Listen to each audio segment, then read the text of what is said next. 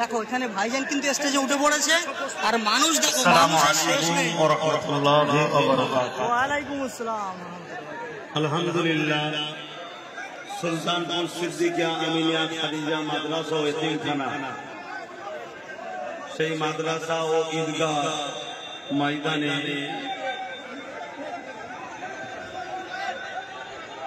दोनों जहान सुल्तान नबीर नबी अहमद मुस्तफा मोहम्मद मुस्तफा सल्लल्लाहु अलैहि वसल्लमेर আগমনের মাসে হুজুরের